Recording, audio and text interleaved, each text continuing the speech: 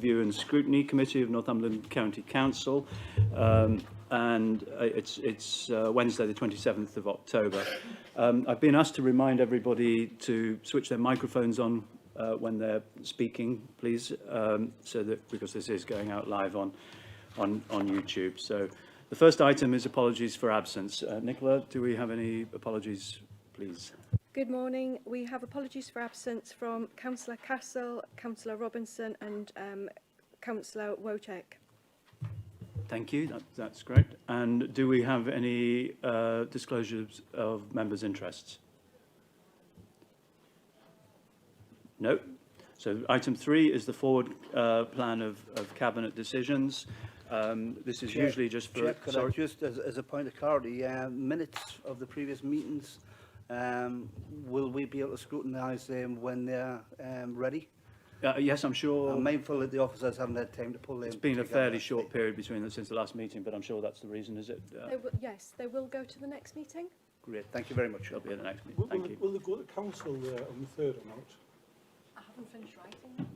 No, right. Sorry, I didn't mean to put you on the spot. I just wanted for Brian's. Yeah, sorry. So they'll go to the next scrutiny meeting, and then they'll go to the council meeting after that. Yeah, brilliant. Thank you. Yes, so obviously, yeah, the forward plan, Chair. This is obviously the forward plan for key decisions that are going to the Cabinet over the next 2 or 3 months. And you'll see there are 2 items, and they are both on your agenda.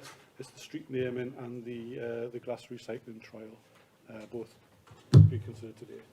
That's great. Thanks, Sean. So we move on to scrutiny of Cabinet reports, and item 4.1 is the Northumberland Waste Management Strategy outcome of curbside glass recycling trial. We've had a fairly recent presentation on this, but this is a sort of an update, and I think Paul is going to tell us about this. Thank you, Chair. So it doesn't seem that long ago since we were here giving you the update, so I won't go through the full detail of the report, but fundamentally, as you'd be aware, the curbside glass recycling pilot scheme to 4,000 households in the county has been really successful. We've secured a much higher yield per household of glass than we anticipated. In the modelling, we expected to get around 41 kilograms of glass per household per year. We've actually achieved over 72 kilograms, so it's nearly double that. And that fundamentally is one of the issues that we have with the performance of the, the performance of the scheme, in that at the same time as this has occurred, we've also obviously had the COVID pandemic, and the impact in terms of glass recycling activities been phenomenal. The Bring sites across the county, one of the key issues we had was what impact does having a curbside glass collection have on the amount of glass that's going through our existing Bring sites, because you would expect some displacement of people not having to take it to the local glass bank and just putting it in their much more convenient recycling bin. We know there's already a lot of glass going in people's general waste bins, so we expected, you know, a significant improvement in overall recycling performance on the back of that. But what we haven't been able to determine is what's happened to the Bring sites in those areas where the glass recycling trial's been ongoing, because there's been a 22% increase in the amount of glass going through the Bring sites, as well as the significant performance of the curbside trial. So the baseline performance just is really difficult to determine from that, and that's one of the key things that we needed to find out from undertaking the pilot, was what is the overall impact of a curbside scheme on glass recycling activity in the county as a whole.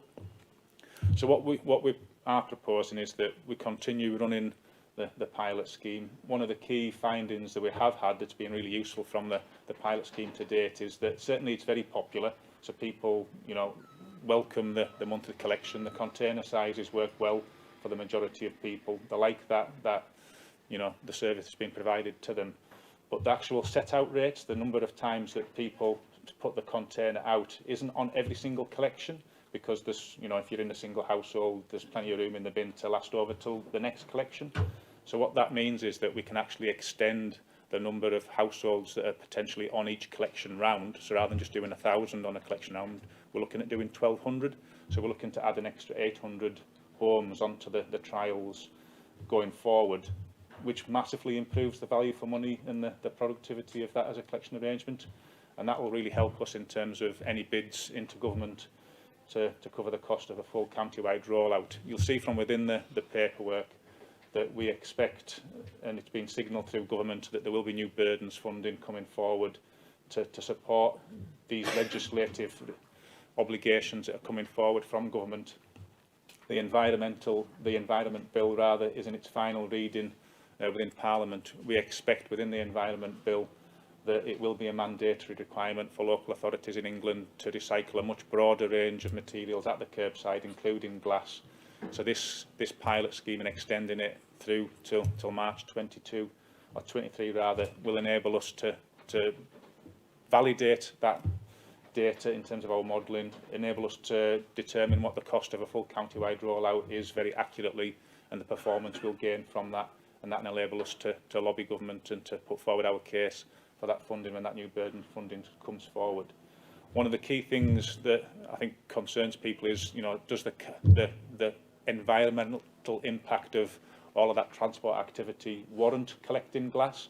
And you can see from the carbon impact assessment of the activity within the pilot scheme that because the glass that we're collecting, even though it's mixed colours, it's still very high quality in terms of the level of contamination is low within that.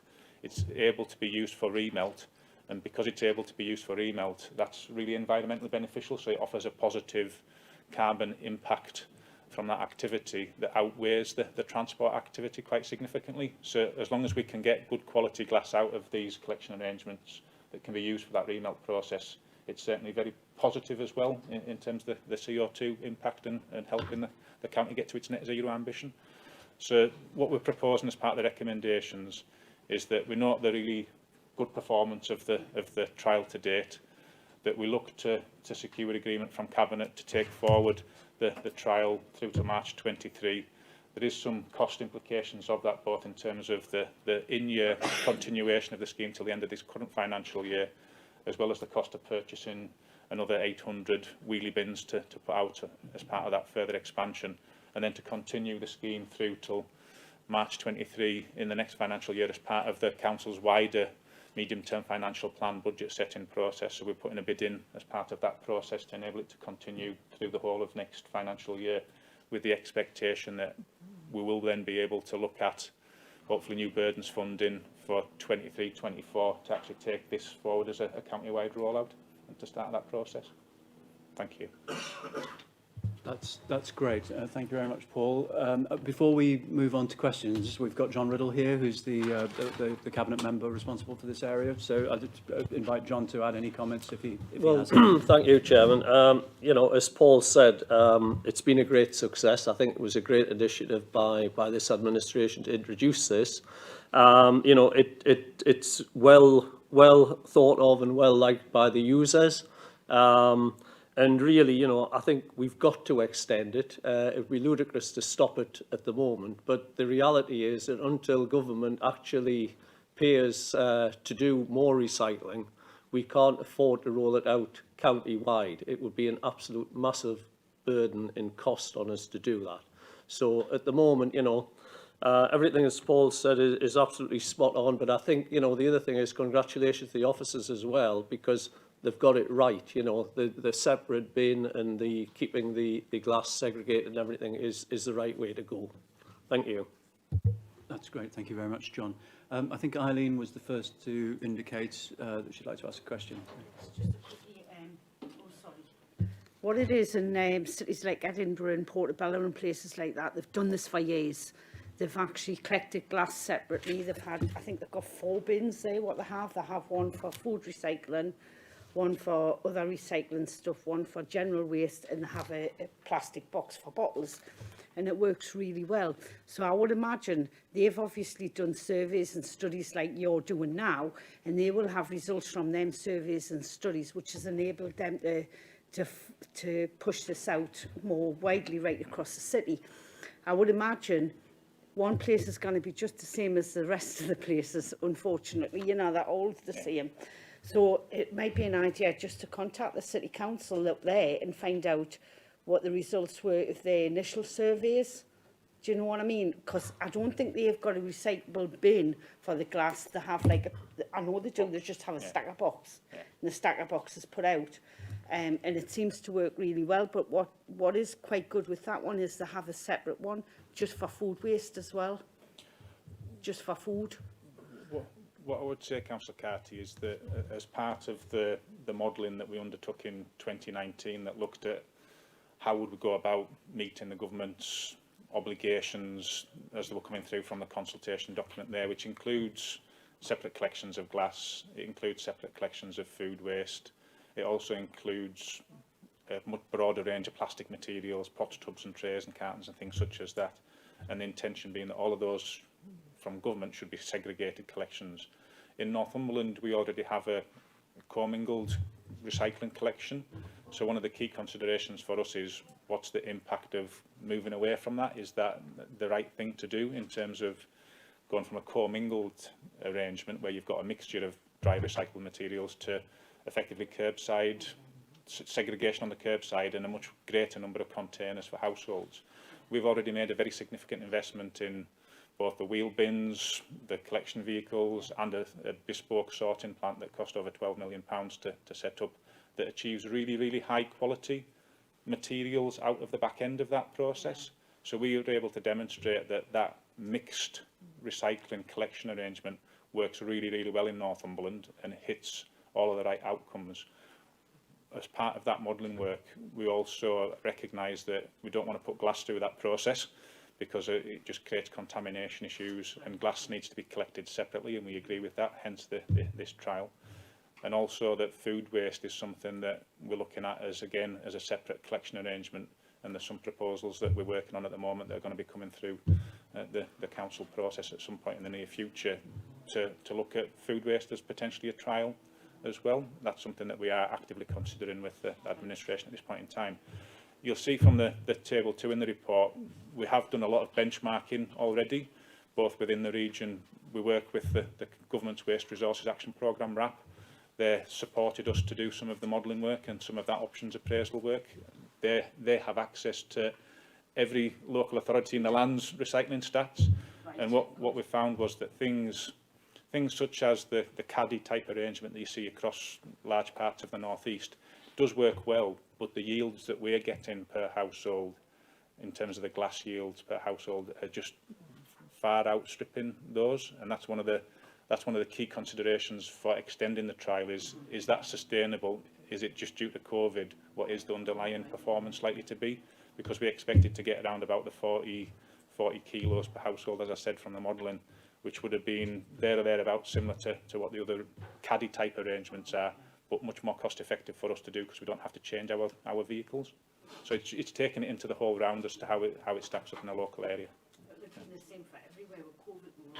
If our glass recycle's gone up, it would off in other places as well. You would expect so, yeah. Thank you. That's great. Brian next, and then I'll ask a couple of questions, and then anybody else. Thank you very much, Chair. Thank you for the report, and it's good news that that we're increasing our glass collection.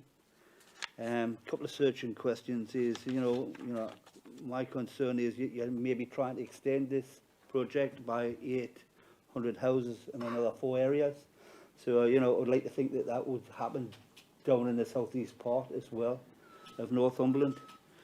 The other one is in the document it mentions about the new burdens funding that comes from government.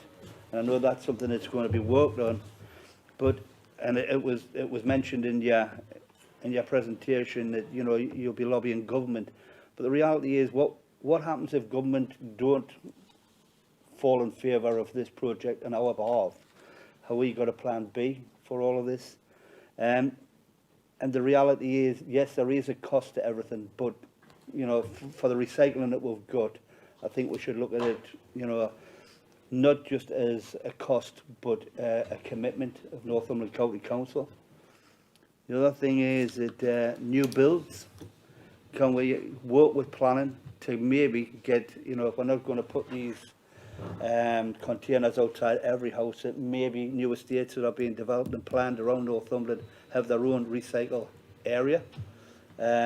Ironically, like a bottle bank type trial. How are we still working with supermarkets? People are buying the wine and whatever else from the supermarkets.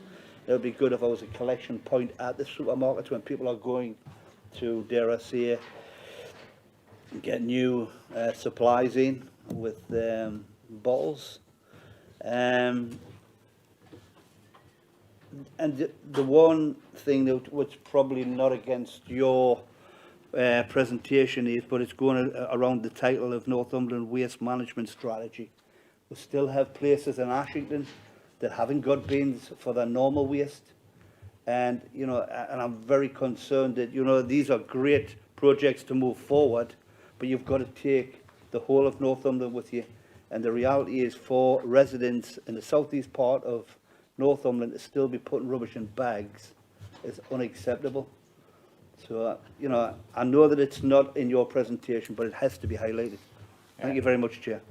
So, Paul, there's a few questions there. If I could just add, because one of my questions was very similar to something Brian said there, which was around when he mentioned planning and putting sort of bottle collection points in new estates. I guess that would also, my question was going to be around where we don't have space, so maybe a block of flats or whatever, or a very tight development.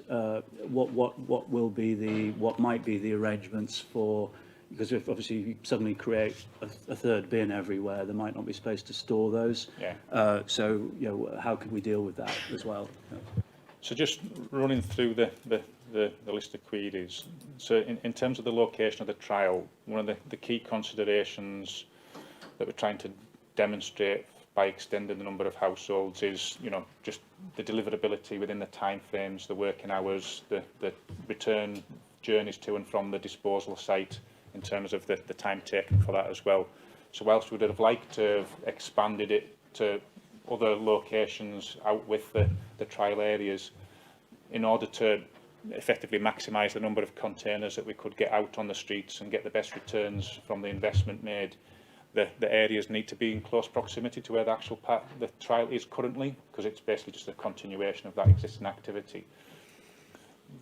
In terms of the government and new burdens funding, the government has consistently signalled through all of the consultation documents it's released, and there's been numerous ones through the resources and waste strategy process, that it does intend to fund the obligations that are placed on local authorities. It recognises that it's a very significant expenditure on local government to achieve these. You know, for us, just looking at Glass alone, as it's highlighted in the report, is an extra 1.25 million in revenue costs we forecast, and an upfront cost of 4.2 million for the vehicles and the containers.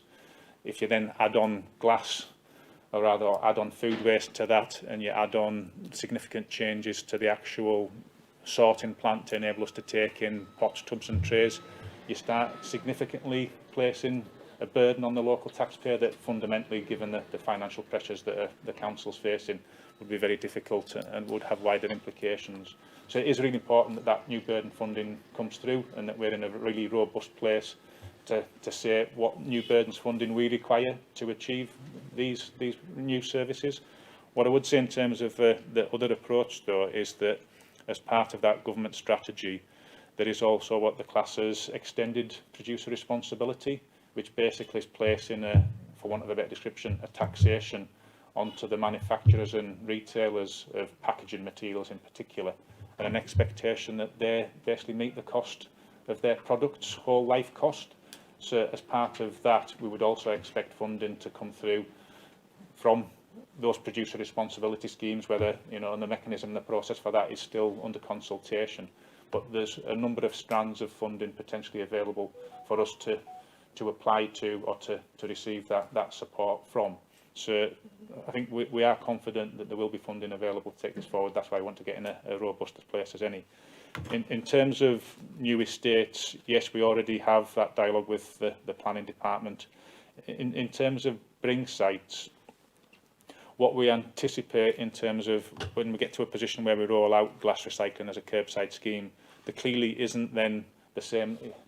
It's not a one-size-fits-all. There will be, given the nature of some properties in the county, a need to have communal glass bins to serve those properties, to have some localised bring sites in those areas where we can't provide an additional container, just because it physically, you know, won't be possible to do that. We still have some households in some of the the market towns that are on a SAC collection, similar to some of the properties in the Hurst, where basically just because of the availability of space and the storage within those properties doesn't enable them to have that level of containerisation within the premises. So it won't be a one-size-fits-all. It will be tailored to the locality. We will be trying to maximise the return on the glass. We would expect the number of existing bring sites, though, to be significantly reduced, because fundamentally, if you've got a curbside bin, you wouldn't then need to go to a bring site, but we would still retain some, particularly at the household waste centres and things such as that, for those people that aren't able to accommodate bins for whatever reason. In terms of the supermarkets, as I've said, that there is this producer responsibility obligation that will, how that lands is still up for consultation and being determined. But supermarkets may also have a significant role in a second or third strand, rather, that the government has also been putting through a lot of consultation, which is around deposit return schemes.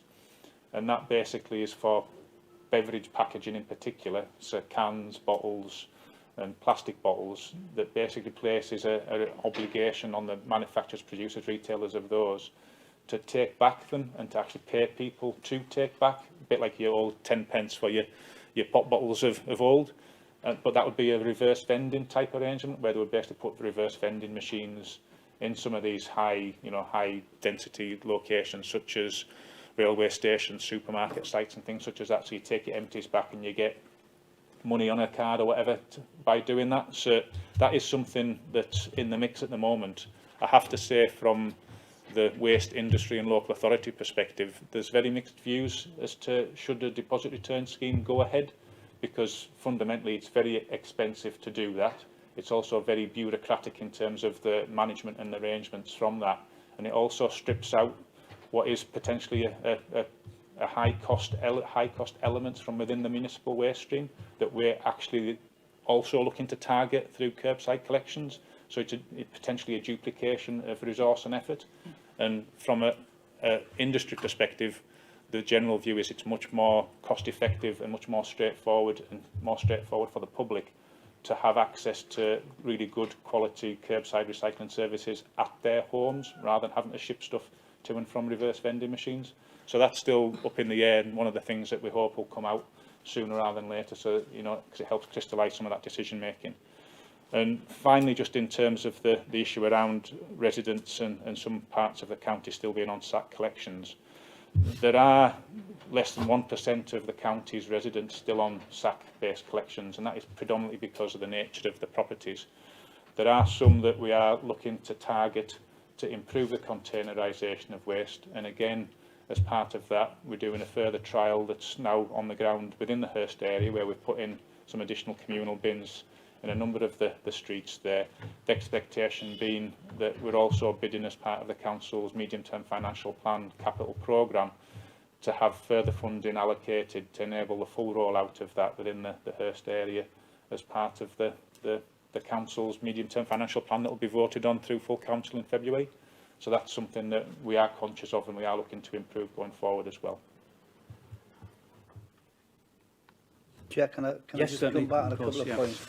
Thank you for that, Paul. I know you keep referring to the Hurst, but I'm referring to Ashington and other places in the Northumberland. And 1% is something that we need to work on a regular basis and work on at speed. And I think the one thing that's come from your presentation is one size doesn't fit all, but there is a commitment to deal with it. So again, well done to you and your staff. Thank you. Chair, if I could just comment, what I would say is that SAC-based collections aren't fundamentally wrong, that there are still some districts within the UK that fundamentally wholly collect on a SAC-based collection. They have some advantages, but they also have quite a few disadvantages, predominantly about litter and basically animals getting in and things such as that. So we've moved away from SAC-based collections wherever we can because of those issues and because of the manual handling. But they're not something, they are still part of the acceptable method of refuse collection where there aren't better options available to do that. So I wouldn't rule them entirely out of hand. There's always going to be someone to take. Yeah. Chair, just to come back to that one, I know they're acceptable and I know be worked elsewhere in the country, but the problem is there's a high cost to having them. Every house should have 2 bins, which were paid by the authority, and at the cost of them now they're 40 quid each. So the reality is, with paper collection of whatever, it brings a burden onto the frontline services, as you know. So it's road sweepers, it's pickers, it's vermin. So the reality is, if that could be looked at in a different way and coming back to one size doesn't fit all.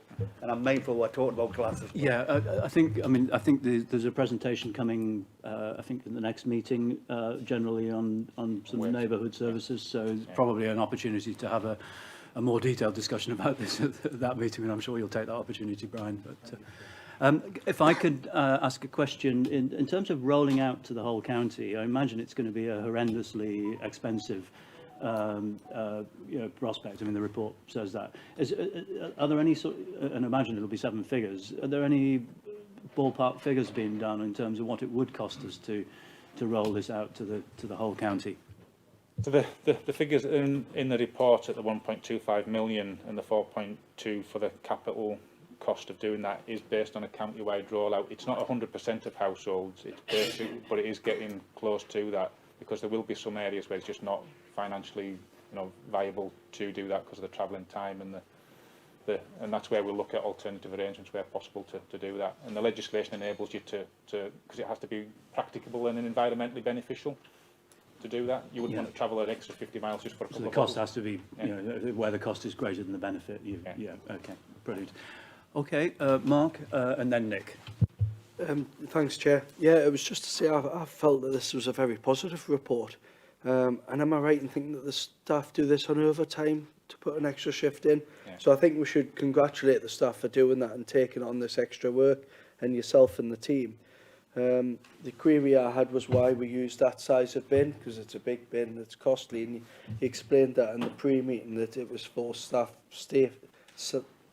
safety, not lifting weight boxes and things like that. So no, I've read this report as being a very positive one. It'll be interesting to see in a year's time where we are with the next lot of statistics.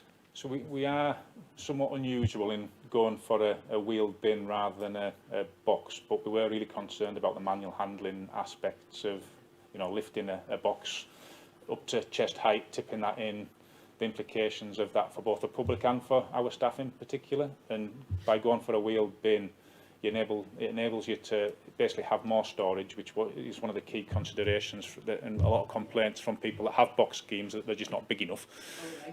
And by doing that, you can then extend the frequency between collections, which basically makes it more cost effective as well. So a monthly collection was one of the key things we wanted to test, and it's been really well received, and that's really, really positive for all concerned. I think 20 empty Stellenbosch bottles would be quite hard to get above head height.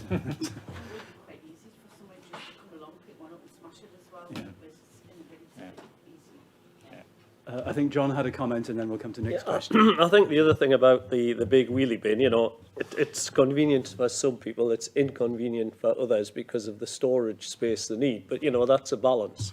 But the great advantage is that, they don't need to put it out if it's not full. And unlike, if it was food waste, it would go smelly. But with it being bottles and things that people can wash out, then, you can put it out in 1, 2, 3 weeks. It's their option. Yes, no, that's a good point. Thank you. Nick. Thank you. I'm really happy with what I've read. My only concern is that we are losing sight of the fact that it is better to reduce and reuse than recycle. Paul's made it clear that officers do have some concerns about the deposit return scheme. And the wording in the report, it talks about extremely encouraging high levels, high yields, which compare favourably with data from other areas. So I would like to see lower yields because I would like to see more glass being reused rather than recycled. My question actually was, given that we might be about to see a deposit return scheme, is there a danger that that might actually undermine the curbside glass recycling scheme? That is a danger, and that's one of the reasons why the industry as a whole thinks, there's too many balls being juggled at once. It's far better to put in place that curbside collection arrangement see how that's performing, and if there's something then that needs to be tagged on and improved still further beyond that, that's when the deposit return scheme might have further merit.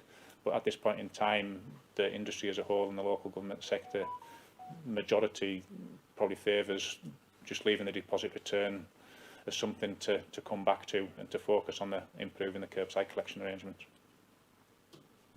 I guess thinking about it, I mean, I can understand the principle of reusing is obviously a very sound one, but I think in the sort of things that we get in glass jars and glass bottles, I guess it's hard to see how that could be changed without using worse materials.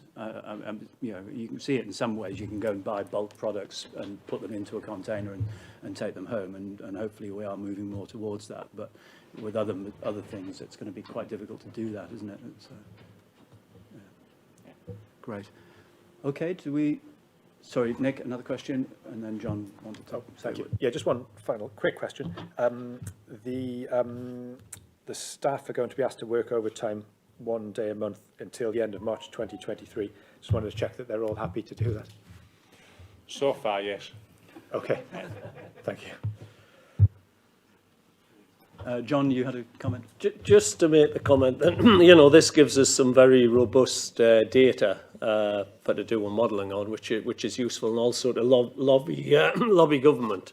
And the other sort of thing that I think needs to be mentioned that obviously Paul can't say is that the MP Ian Levy's very keen on keeping a close eye on where recycling and everything else, and you know, I think he's a good advocate for us to lobby government as well. So it's good to have him on board. That's great. Thank you very much. Okay, I think we're done on that. Thank you very much, Paul. That was once again very interesting. And I think in terms of recommendations, I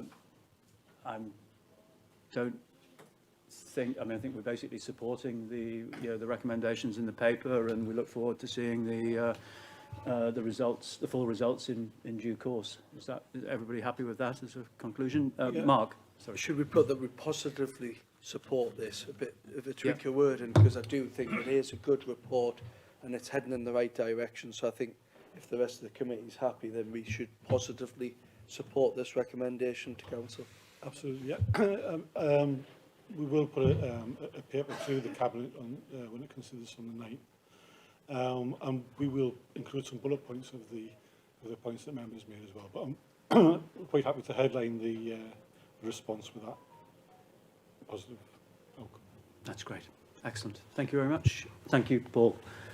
So the next report is on the policy for street naming and numbering, and Phil Soderquist is going to give us a presentation, or a short presentation on that, and then I'll invite Colin, the portfolio holder, to add any comments.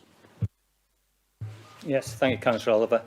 There are two parts to the documentation that you've got. You'll have the actual report itself and the policy itself.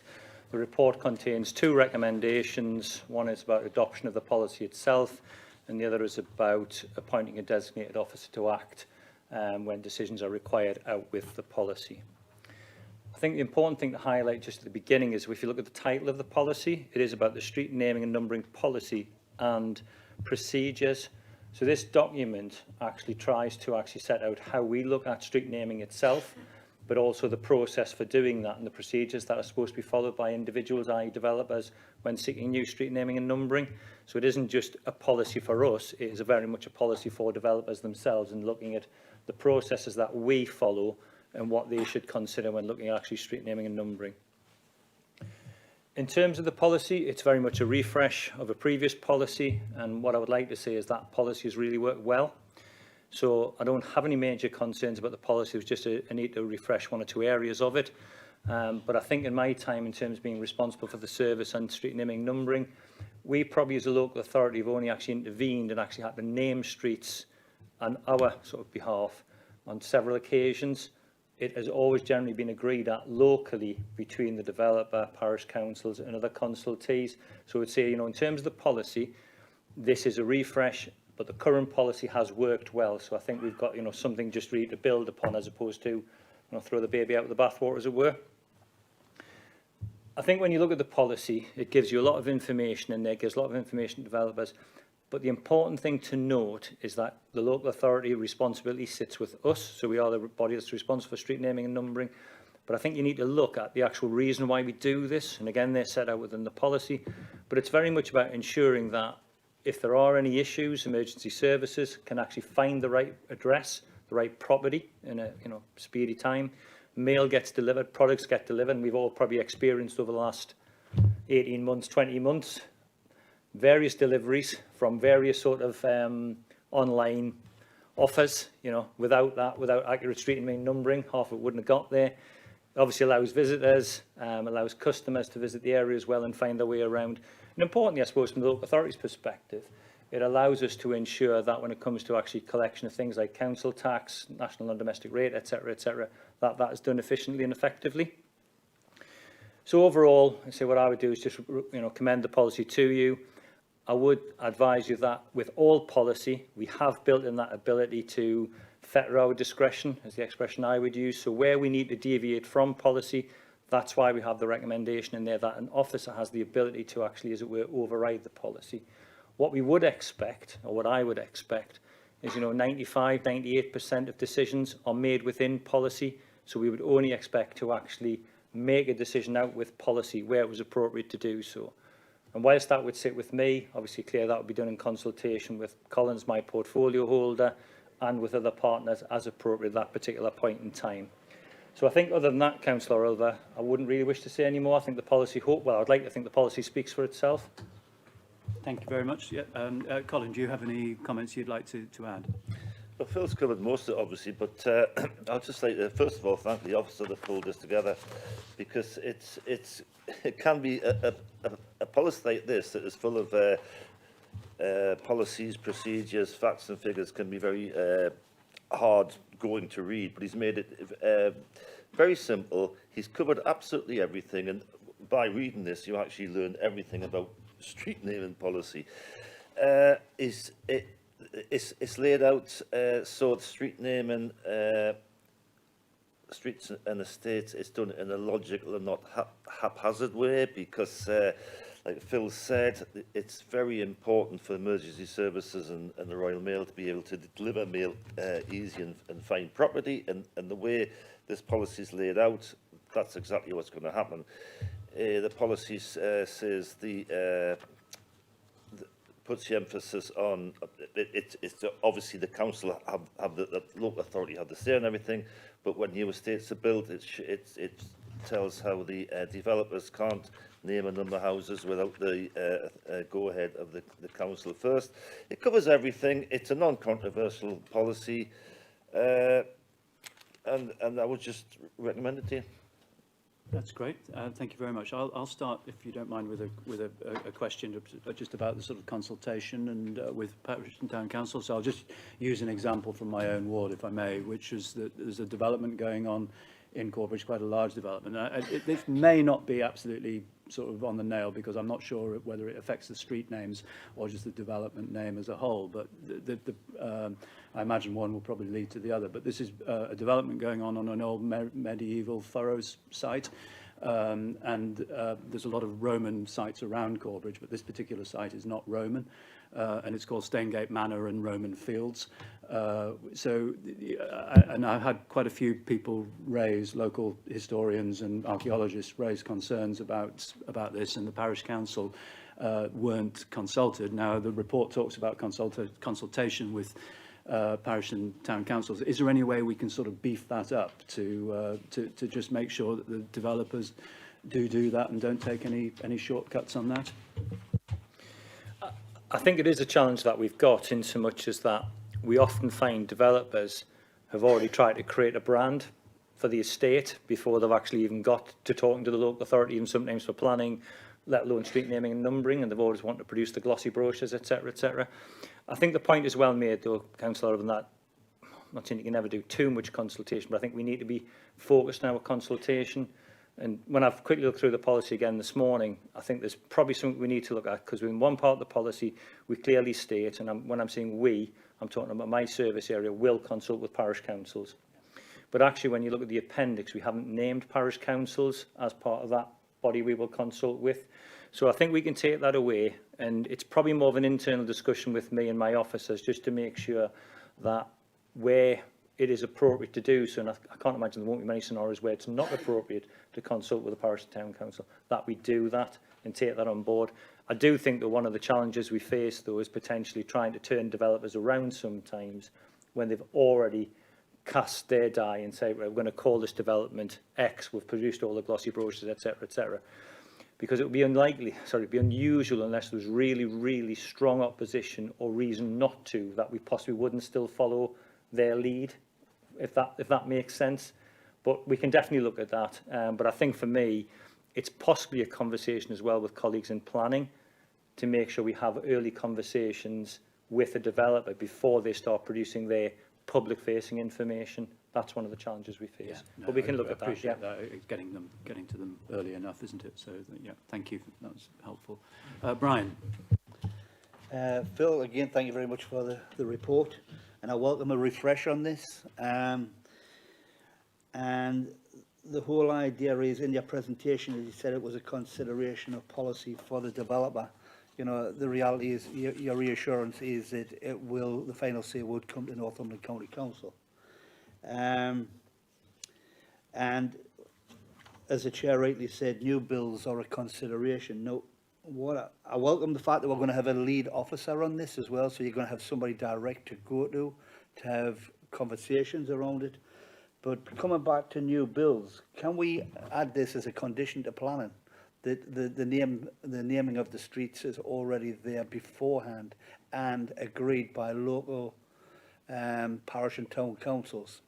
The reason why I'm bringing that up is for Ashington, we've got a new retail park, and it took ages and ages and ages to get a postcode and a street naming policy, which became a problem for the new build, the retail parks itself, for delivery of equipment.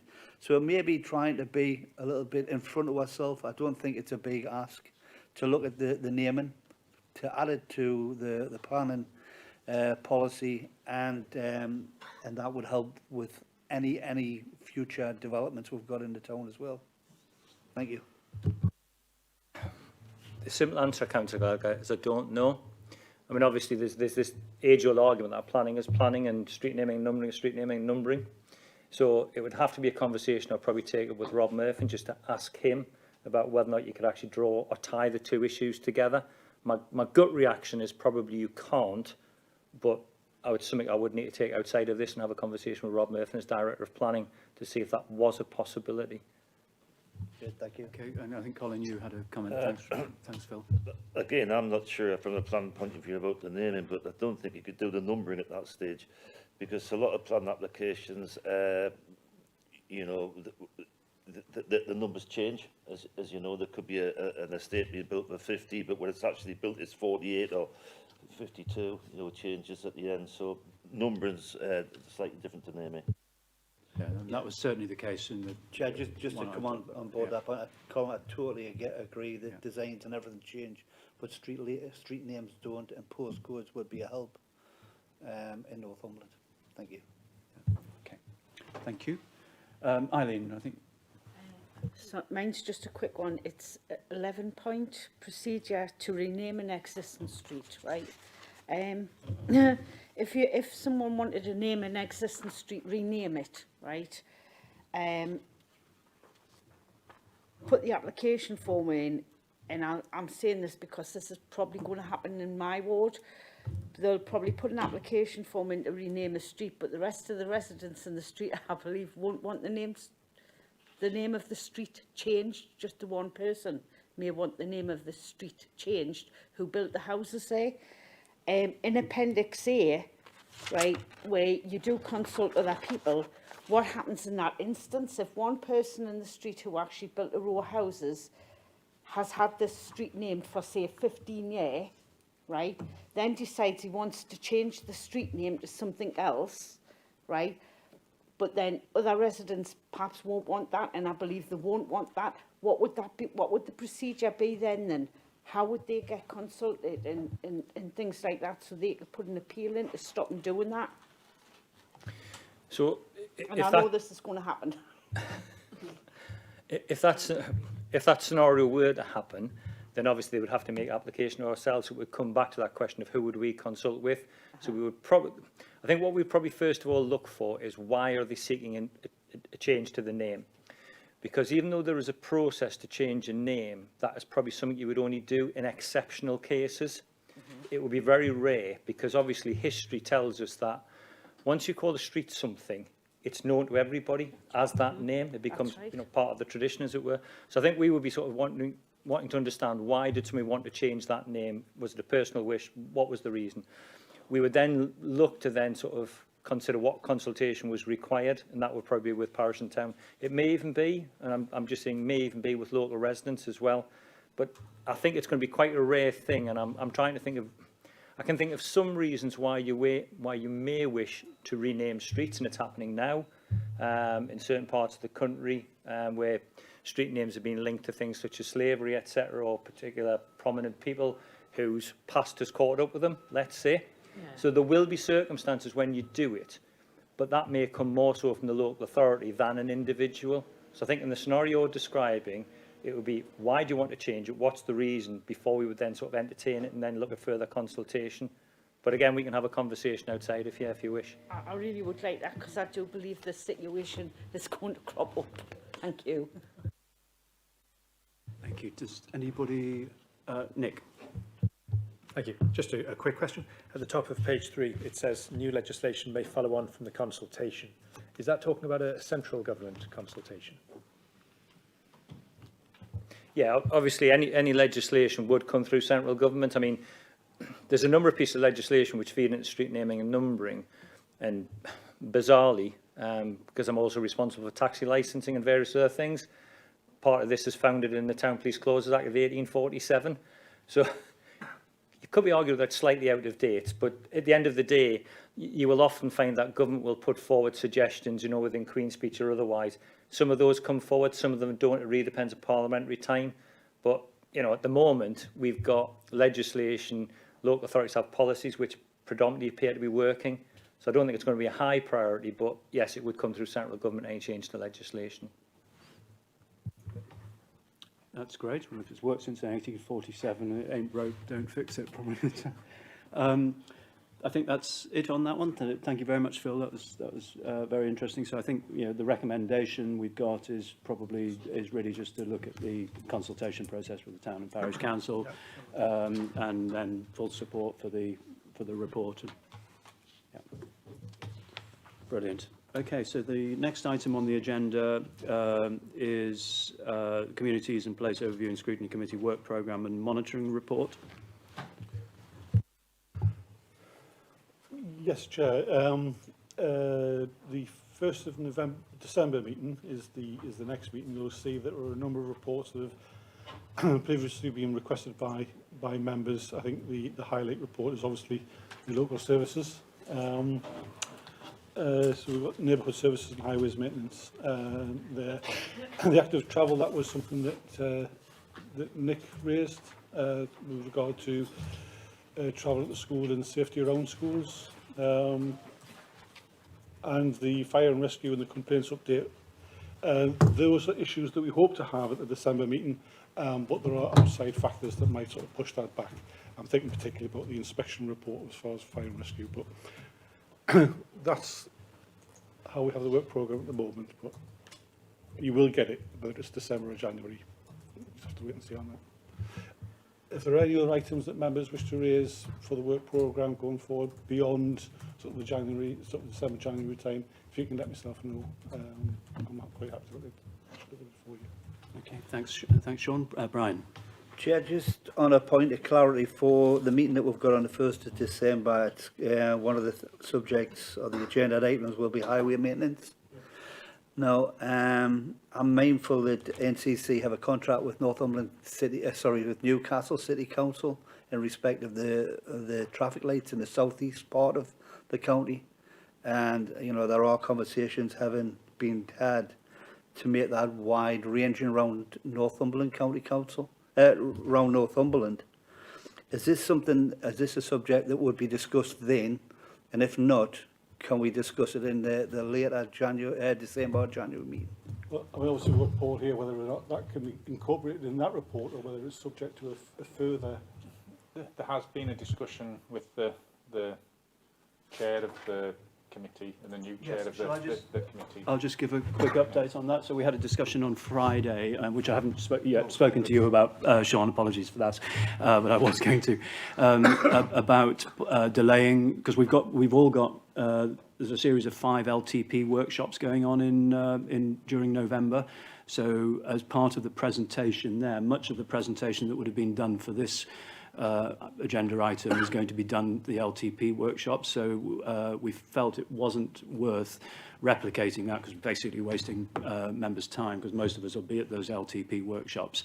And then, so we would delay this, get the LTP workshops out of the way, and then it can be revisited at a future meeting with regards to actually honing down on something that was a little bit more actually based around scrutiny rather than a general presentation about highways. And I think that would be the point at which you could raise the issue you've just raised. Is that okay?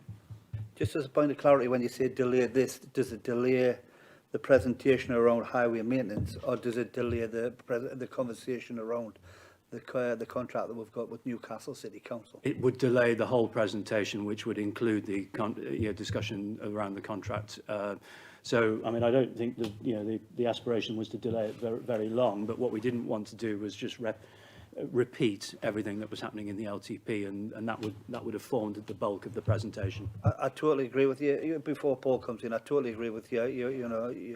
Your line, but the reality is there are some conversations to be had for the robustness of the policy and concerns that may roll out Northumberland-wide.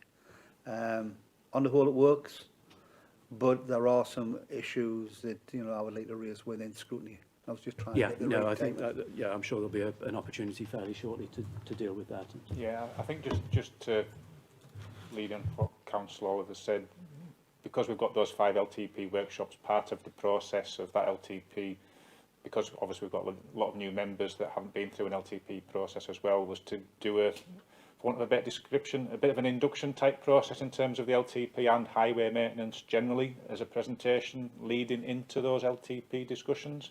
So it should bring everybody up to speed on those. And I think if there are then issues that come to the fore in terms of any highway maintenance or LTP issues, that's the process we can then take through scrutiny and as Councillor Wood has said, to focus in or hone in on those particular concerns that members may have regarding that. Seems a good use of everyone's time. Yeah, totally agree with your direction, but we've got 2 meetings on the 21st of December and the 12th of January. Could we bring them up for maybe either one of them two scrutiny meetings? Yeah.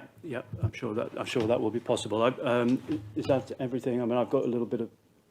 Well, I was just going to say, are we deferring the whole of the local services item rather than the whole of the local services item? So just to moving on to the next item, which is urgent business. This is not urgent business, but I'd just like to let everybody know that this is my last meeting chairing this committee. So I've been removed as the chair of this committee, and I think Jeff Reid will be taking over, and that will be an official appointment made next Wednesday at the full council meeting. So Jeff came along to that meeting that we had with Paul on Friday. At my suggestion, and so we had a bit of a sort of discussion around that. I have enjoyed, it's been a very short period as a scrutiny chair. I did last longer than Brian Clough did at Leeds United, but I have enjoyed it. I think the scrutiny role in the council is really, really important. I'm not sure precisely why I have been removed. I did ask the leader and he declined to answer. But I think it's probably because I've been deemed to be too challenging, which is unfortunate. I think scrutiny is a really, really important function, and I think this committee certainly has not been at all challenging, and there have been challenging other committees. But I would just hope that the council will continue to take scrutiny very, very seriously, and I think it is a really important role. Having sat on the other side of the table in Cabinet, I have to say I've probably enjoyed my time in scrutiny, certainly than some of my time as a cabinet member, and more so. And you know, it's really important that we you know that we don't allow proper scrutiny of council business to be fettered. So that's all I'll say at this stage. And thank you very much to everybody. It has been a pleasure chairing this committee, and there's a really good workload, and you know, the programme going forward is very strong. And thank you particularly to Sean and Nicola for their support for the past few months. Mark. Well, Chair, thank you for giving us an update there, and I think I speak on behalf of all the committee. Would like to thank you for the work that you've put in and the direction that you've been taking us, and I fully support that. Scrutiny is a very important part of this council, and I'm sure the rest of us will continue the work we've started. So thank you very much. Thank you. That's appreciated. So unless there's any other sort of urgent business, Brian. Yeah, same again. Thank you for chairing this committee, and you know, the things that have been raised are very, very important, and I do believe scrutiny is a key role for the council. And on that, I just want to jump back to what the officer said around the whole policy, just as a point of clarity for the next piece of meeting. You mentioned, do we take that full policy? So are we still having neighbourhood services? The reality is, you know, highway services and neighbourhood services are two different entities, as far as I would look at it. So my request is that we still keep that neighbourhood services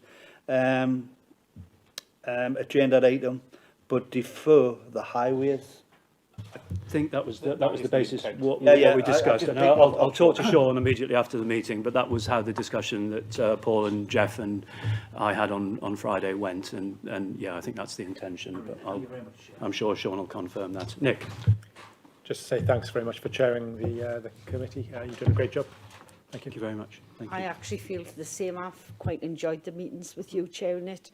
Have to say I'm a bit disappointed, but you know, just one of them things. Thank you. I mean, Jeff will be a very capable chair. He's chaired this meeting, I'm sure, and yeah, for 4 years. But anyway, thank you very much, everybody. And I think at that point the meeting is now closed. Thank you.